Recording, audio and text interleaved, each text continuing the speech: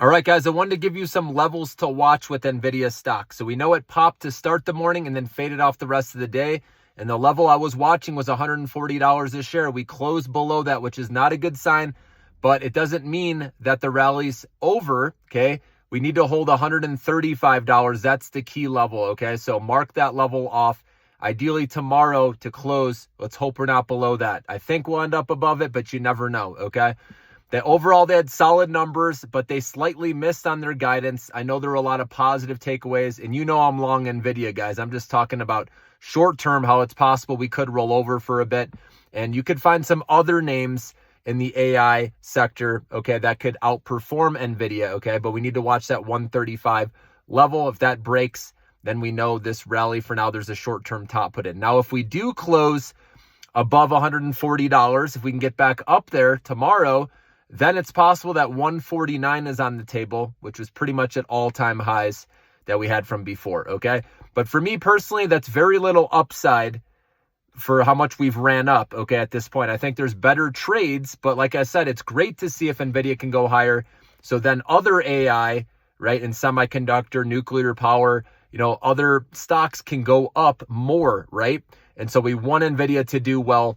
But I'll be notifying you when I see good opportunities with other stocks, okay? So again, become a member so you get these alerts, all right? Because I got some good ones actually coming up here. I mentioned UiPath, okay? Because that stock was beaten up. They had a good, healthy beat and raise report.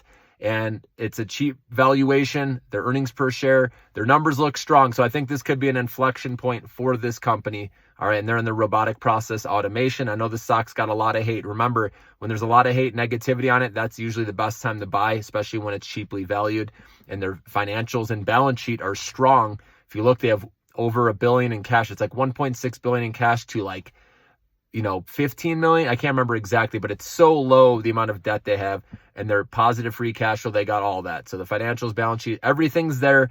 And especially after we've ran up, guys, I'm looking for more of those undervalued stocks now that are profitable, that have good balance sheets, and UiPath fits that mold, okay?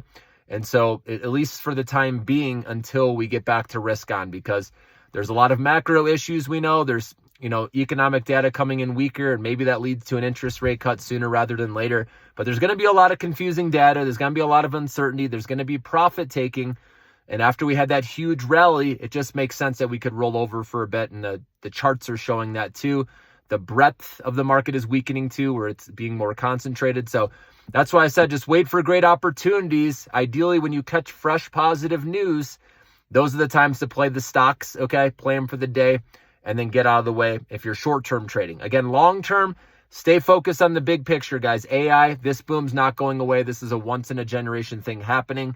And so don't sell your AI, your data center plays, okay? A lot of these other ones we have in the Millionaire Maker portfolio, guys, right? Hold through it all. I'm just talking about the short-term account. For those of you who like to try to time the market, just know we've made a quick move fast, and this is where things, with profit taking, like all those reasons I mentioned, why we could roll over for a bit.